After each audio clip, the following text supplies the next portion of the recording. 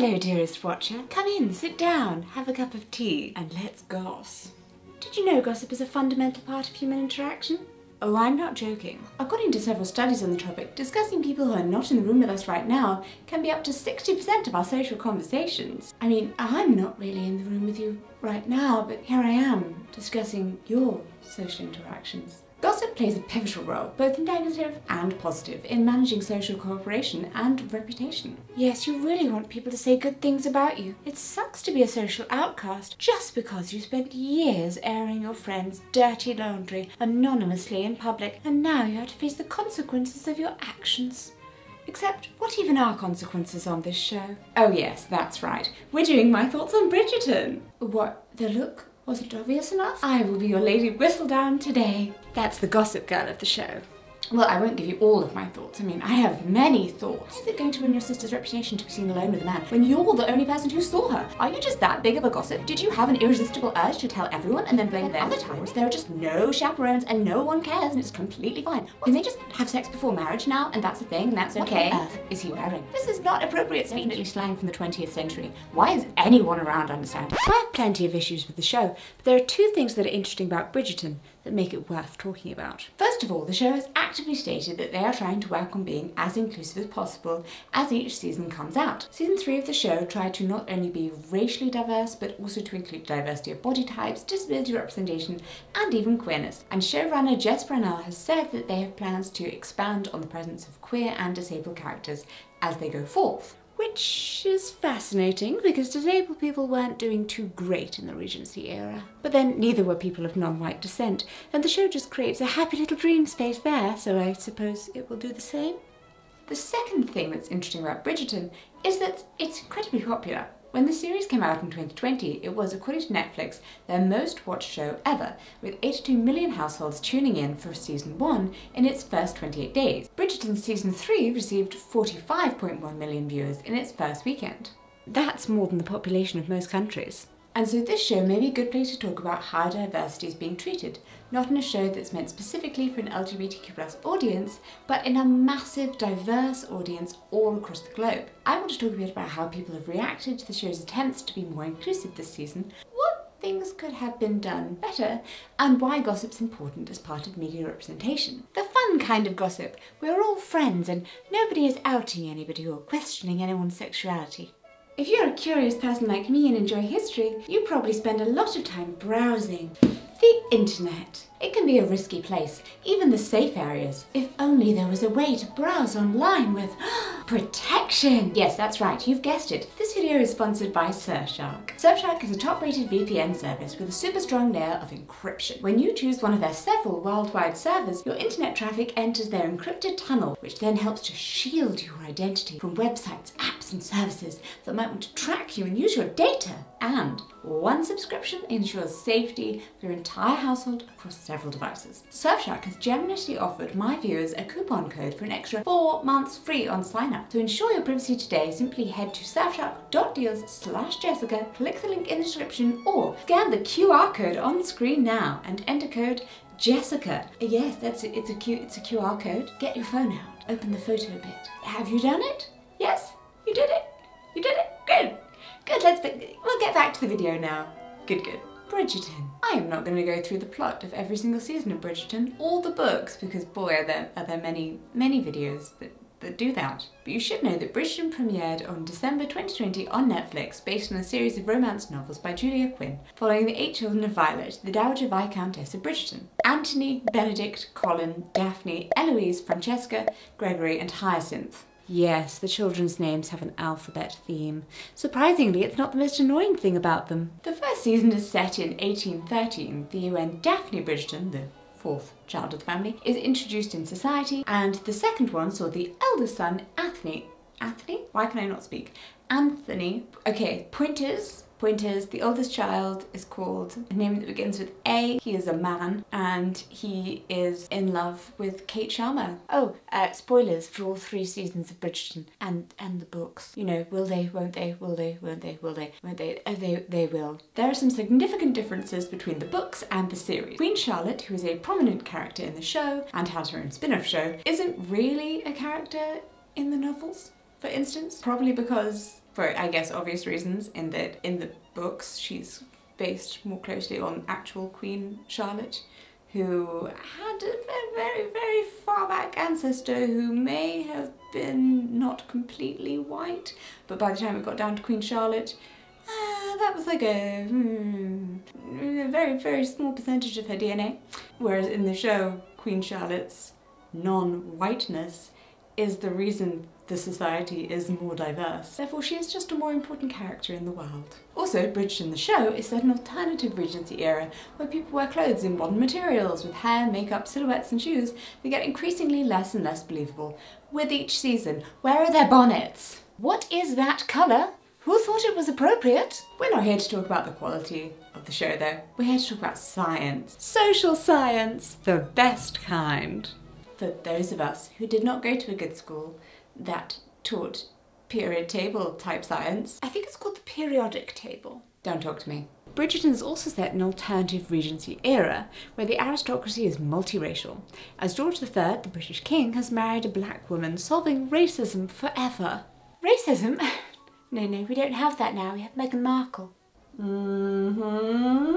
At least in the ton, which is what we call the British high class of the time, though we don't hear much about how racial dynamics are doing for people of other classes, which is probably for the best, since this was not a good time for non-white people interacting with any British crown, really, so. As an aside, here are some pictures of Queen Victoria's godchildren, who were high-status people of colour and did not change history. Because it turns out having a European monarch personally like you at the height of the colonial period is not enough to end systemic racism for everyone, or even to make people be nice to you because, I'm sorry, their lives didn't all end in sunshine and roses. I did not see that coming. But this is just a feel-good silly bodice ripper show, and I am not going to be too mean to it for not giving me a good explanation for why I get to look at a variety of pretty people in arguably authentic period dresses. I just feel like maybe it would have been better for everyone if they just had never explained it. Oh, in this world society just evolved differently. Fine, rather than one white man solved racism. But I digress. In this season I also found out that the Great Auk existed, and then that it went extinct, which is really a roller coaster of emotions. We had North Pole penguins, and now they're gone. No flightless bird is safe from colonialism. Francesca, Disability and Queerness. 2 of the Bridgerton children actually get married this season, yay. Francesca, played by Hannah Dodd, gets attached to Lord John Sterling, Earl of Kilmartin, played by Victor Ali, and I'm sorry, but they are an adorable couple. Sadly, we know from the books that John will die, spoiler, leaving his widow to fall in love with his cousin and heir, Michael Sterling. And as we learn in the last minutes of the season, Book Michael is now Michaela Sterling. Dun dun dun! Gender swap. Not everyone was okay with this change. A petition to turn Michaela back to Michael has over 40,000 signatures on change.org. Some fans have complained that it makes no sense to switch the sexualities or genders of characters because the show is based on books that should always be followed to the letter, even if they haven't been before. And because you would need to introduce a plot line that explains why it's okay for people to date someone of the same sex in that time period, that would just be too complicated. Some have also complained that this change makes it impossible for Francesca to go through the part of the book that deals with her feelings about her infertility. Yes, because there is no way your character could deal with feelings of grief around not being able to have a child if she's in a same-sex relationship. Heavy sarcasm on the part of the person currently still going through infertility struggles whilst being in a same-sex relationship. And in the year of our Lord 2024, when we actually have access to IVF. Hey US friends, register to vote and show up to do so with everyone else you know, or you'll lose access to this and other healthcare. Not that it matters because this is Bridgerton, but there is actually perfect historical justification for the same-sex storyline, as Jess Brownell, showrunner of the show, told Teen Vogue in response to these arguments. We actually have well-documented relationships between women precisely at the time when the show is set. The reason we tend to talk about behaviour instead of identity or belief when we discuss queerness in the past is that it's often easier to know what people did rather than what they thought. It's not often that somebody writes down, just women for me, yep, just women. But sometimes people do write that, yeah. Yeah, we have one person, Anne Lister. She was born in Halifax in 1791 and she left us extensive diaries describing her life, work and sexual relationships with women. If you haven't seen it, her show is called Gentleman Jack. It's wonderful. Thanks to the BBC for making that one. Yeah. It's set in the 1830s and you can watch my video about it here. I have some bittersweet feelings. It's interesting. Someone calls her a homophobic slur and she immediately evicts him because she is his landlord and rich and kind of and that's not the kind of period representation I want. You win some, you lose some. Also, history is mainly written by rich people and winners. Rich winners. The historical Anne Lister describes how it's been God who's made her attracted to women, and how it would be an affront unto him to deny her nature. She also talks in her diary of having visited the ladies of Llangollen, which is a word I struggle to say. It's Welsh. Eleanor Butler and Sarah Ponsonby, who had escaped their families in 1778 in order to avoid being married off or sent to convents, and who lived together in Wales until their death. They are buried together in the same plot with the same grave marker. That is a big deal. After her visit in August 1824, Anne wrote in her diary, "Tell me if you think their regard has always been platonic, and if you ever believed pure friendship could be so exalted. If you do, I shall think they are brighter amongst mortals than I ever believed there were. I cannot help thinking that surely it was not platonic." Anne Lister, 3rd of August, 1824, spotting lesbians everywhere. So, Anne was quite certain these women were in a relationship. Anne was also exchanging rings and married to her partner, Anne Walker. On purpose. Why marry an Anne if you're called Anne? I understand slim pickings at that time period. I asked her to cut the gold wedding ring I wore and lent her 6 pence to pay me for it. She would not give it me immediately, but wore it till we entered the village of Langton, and then put it on my left third finger in token of our union, which is now understood to be confirmed forever, though little or nothing was said. Anne Lister, 27th of February, 1834. Married. Either of these examples could be used to model Francesca and Michaela. Francesca is, however, not only queer representation. When Julia Quinn, author of the books, posted on Instagram endorsing the change of Francesca's future love interest from Michael to Michaela, you could see an argument popping up in the comments again and again. If you're so keen on inclusivity, where are the disabled characters? Where are the characters with autism? The question about autism popped up several times for a very specific reason. Because Francesca has been praised as autistic representation by neurodivergent viewers. Francesca's behaviour aligns with some of the autistic traits that are easier to notice by external observers, such as difficulty in communicating, difficulty in socialising, and restricted interest. The actor who plays Francesca and the writers have been very supportive of the audience seeing Francesca, as well as her fiancé, the Earl of Kilmartin, as neurodivergent, and have stated the writers' room was aware as they were writing the character that these tendencies could be read as neurodivergent traits. But you know, they're not going to tell you that that was their intention. They were just leaving it open to interpretation. There is a tendency in mainstream media to portray autism as a superpower, where the difficulty in communicating and socialising just tends to mean the character lacks emotion and is rude to people in general, and women in particular. And the restricted interests just mean he's a supercomputer who's very good at solving murders or maths, like Sheldon Cooper from The Big Bang Theory or Sherlock from Sherlock. You may be noticing that I keep saying he, because people who show these tropes in movies and shows tend to be cisgender, white males. I made a video about autism tropes in the past if you're interested. In that sense, Francesca is a breath of fresh air. She's a polite young woman who loves her family even though she struggles to relate to them, and she just wants to live a quiet life playing the pianoforte. She really likes playing the pianoforte. She just wants to be left to play music and get done with the business of finding a husband. Even though her mother does not really understand how Francesca could fall in love with someone who doesn't give her butterflies or make her lose the ability to speak. Francesca enjoys the company of John because he's willing to just sit quietly with her and stare into space. He understands what makes her comfortable and he doesn't try to change her behaviour. His idea of a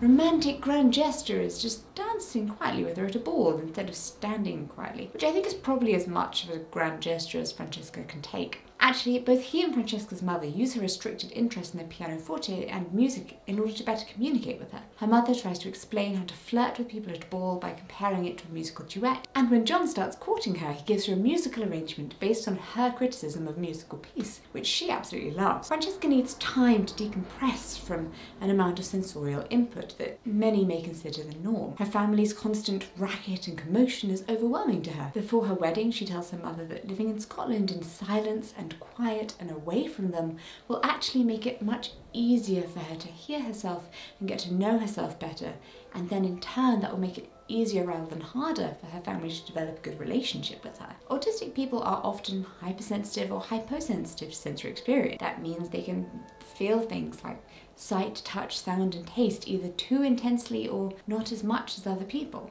A good place to remind our audience that not all people experience autism in the same way, particularly when it comes to sensory processing. For some autistic people, making a lot of noise and playing music on full blast while you bash on a drum set is going to be soothing, and for others, being in a completely soundproofed room is a absolute bliss. The representation of this is too much, no wait, but I need more of that feeling, more! It's good to have. It's nuance. As someone who also has sensory stuff, it is nice to have a representation that is not 100% or 0%. Some people who comment on the relationship online say that she seems not particularly interested in him, but the way that she reacts to situations by freezing or with little facial reactions is also kind of typical of autism, as some autistic individuals may react in a way that is not felt or reacted to consciously, even when the response internally is extremely strong. Anyone else freeze up when unsure if a situation is going wrong?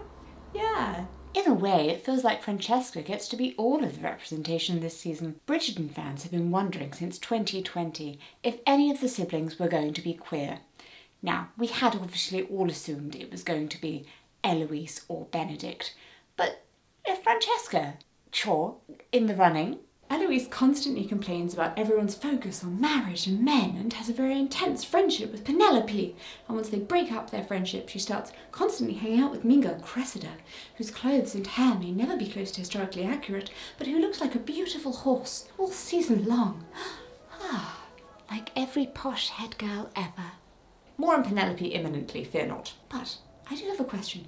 For those who are upset that Francesca is queer, but would not have been were it Eloise, do you, might you, could you, possibly, have a stereotypical view of queer women? Why would it be more okay for Eloise, the one who fits the stereotype of being rejecting femininity and being very loud about it, to be interested in women, rather than Francesca, the feminine, quiet one? I mean, I am all for breaking expectations of womanhood and subverting expectations of gender, especially in this political climate, but sometimes the least provocative route can end up being the most incendiary. Francesca's story, a struggle to fulfill the role of wife and mother that has been set for her since birth, still plays out. She's still relatable. Obviously, it's also not wrong to want Eloise to be queer or to question whether she might actually be. I kind of have to say it's felt like they've been banging us over the head with the not like other girls plotline where she is concerned. What is that face she gives the baby? She's a trope we've seen before, and I don't want to claim Eloise. I don't wish for her.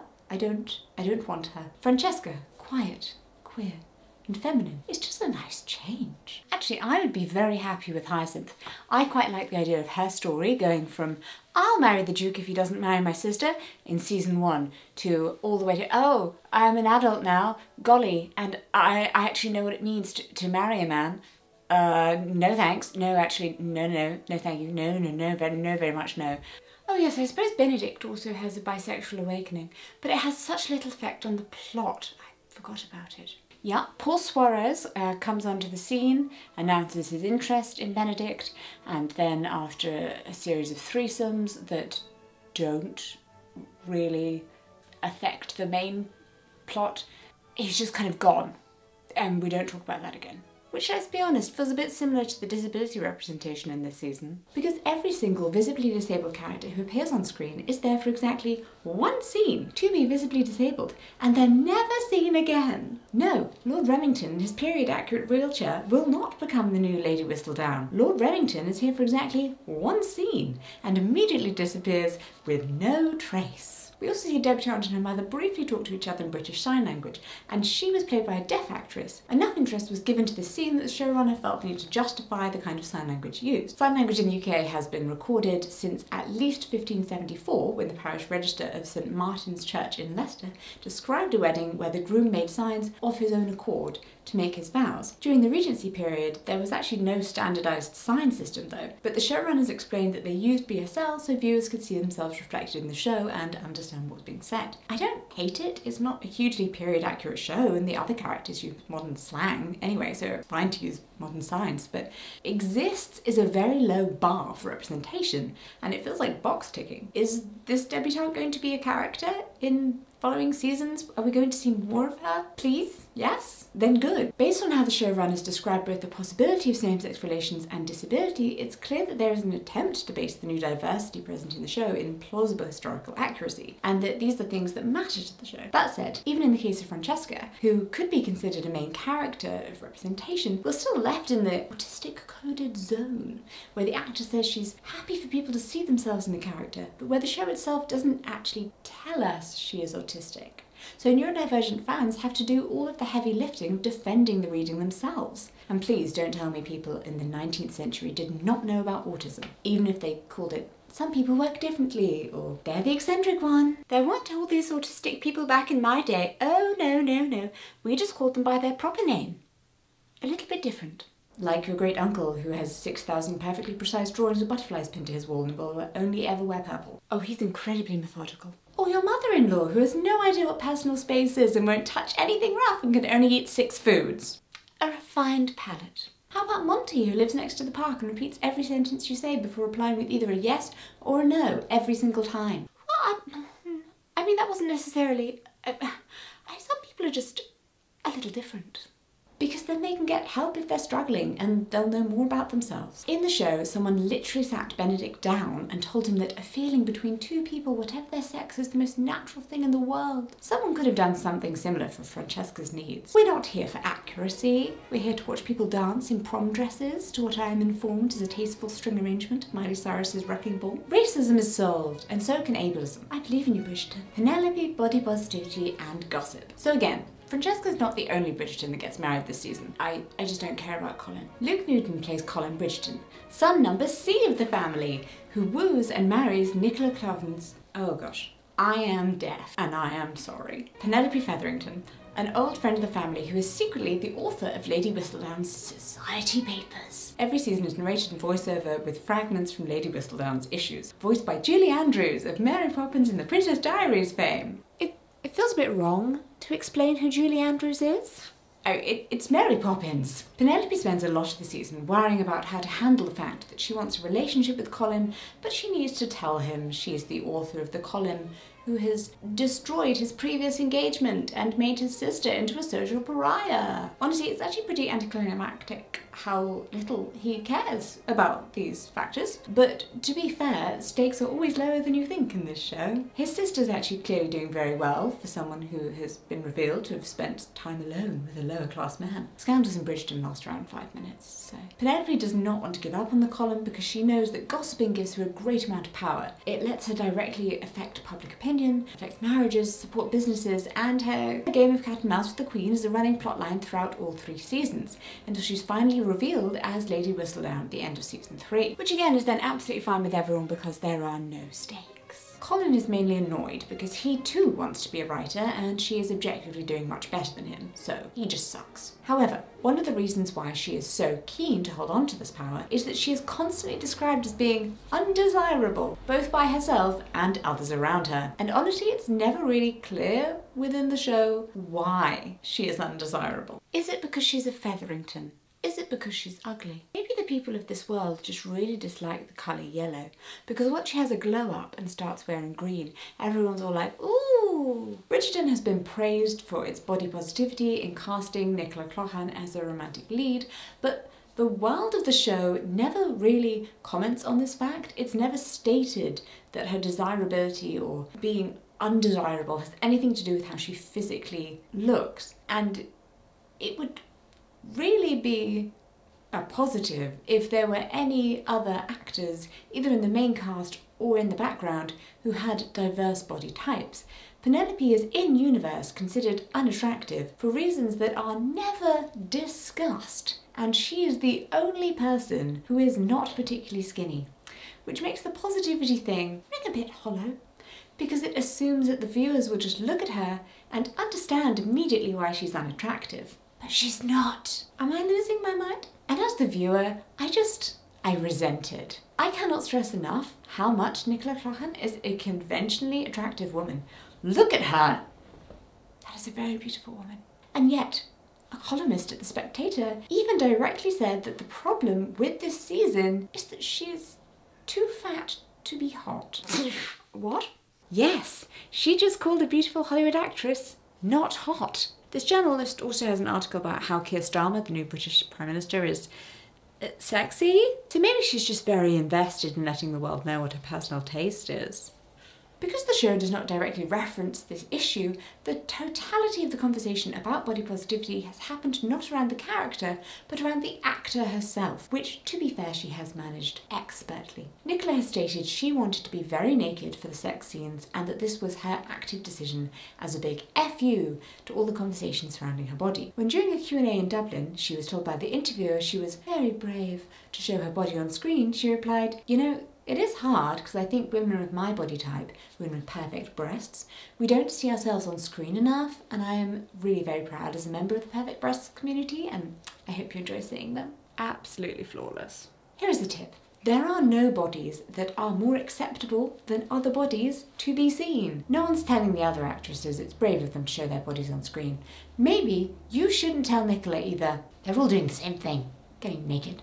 Even though the show is actively trying to talk about queerness and trying to include disability representation, and it does not directly address body positivity in its text, the fact that Nicola Clohan can be an active voice about being a non-traditional love interest, absurd as that is, means that it is actually easier to talk about the issues about body positivity in the show than about if Francesca is neurodivergent and queer, even though those things are arguably actually meant to be shown in the series. I do not know if Hannah Dodd is neurodivergent or queer herself, but that has at least not been part of the conversation. And that is in part why it's important to have actors and celebrities who do not fit a more traditional cis, straight or neurotypical model. Not just because of representation for those groups, but also because it is actually important for general audiences to see them and to be able to interact with them at a parasocial level, and thus it benefits the text. Let me explain this with science. The parasocial contact hypothesis was proposed by Edward Shapiro,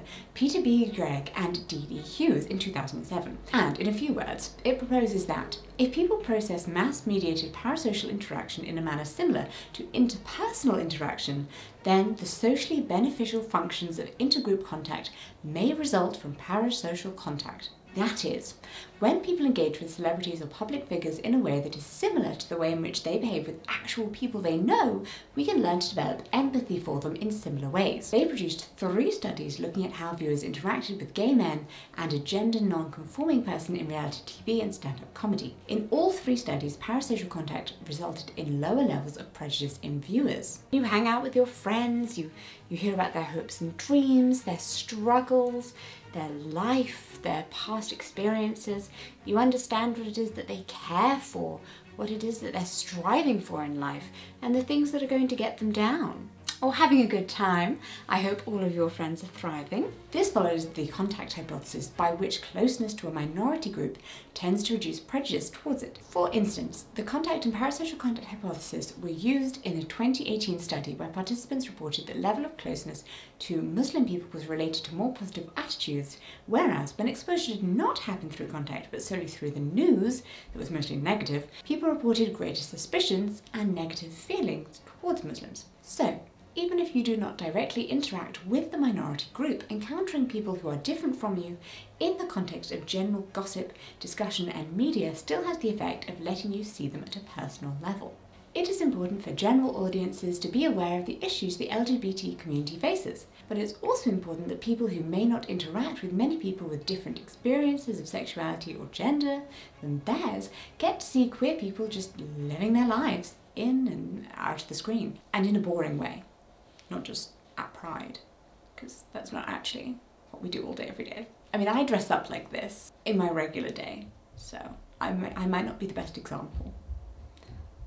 But the other queers are living quiet lives, daily. Having more celebrities that normalise queerness and who let people talk about their love lives, their fashion and other everyday fun things is helpful for people to be able to see queer people not through a series of stereotypes or preconceptions.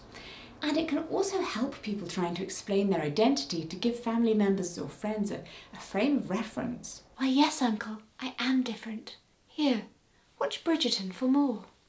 So, some of us are queer. I know, shocking news for all. Even though we are now living at a time where I can Google best queer shows of 2024 and get a list of fun things to watch, this is still a very recent development in television history. There is a reason why the L Word has a special place in the hearts of many millennial lesbians. I mean, it wasn't necessarily a good show.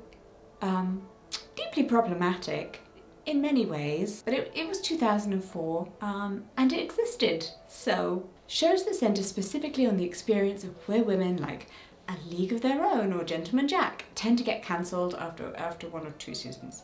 I mean, I guess Dickinson got 3 seasons. And maybe it would be nice to have a show about gay men that doesn't end in horrible and unnecessary tragedy.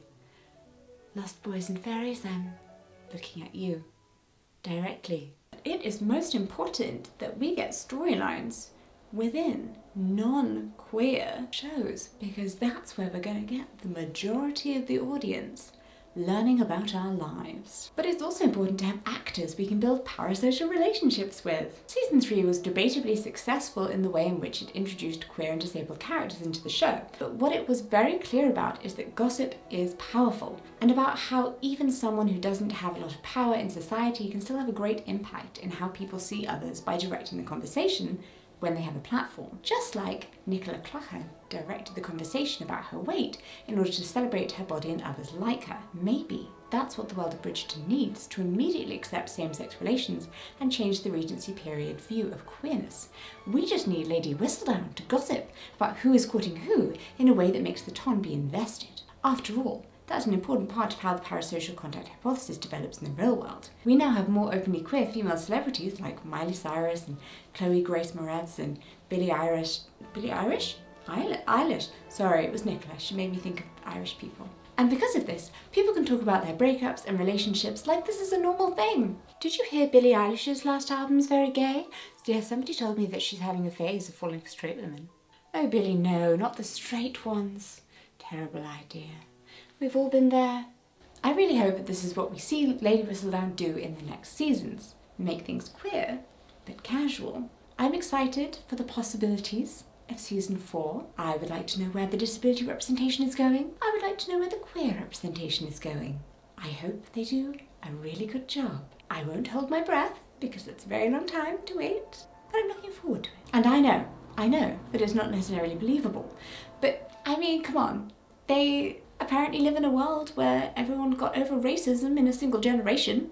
So let's have fun and their world can get over every other ism. Bridgerton is messy, imperfect and flawed. And that is what makes great gossip. Thank you so much for watching this video. Let me know your thoughts on Bridgerton. Have you read the books? Have you not read the books? Where would you like to see Francesca's storyline going? Are you angry about the change? And why? And of course, don't forget, head to surfshack.deals/Jessica, click the link in the description or scan that QR code. Really quite bizarre how far we've come as a society. Anyway, to get 4 months extra for free. And it covers your whole family. I mean, really, you're doing a service for everyone. Thank you so much for watching. Remember to subscribe if you haven't already, and I shall see you in my next video.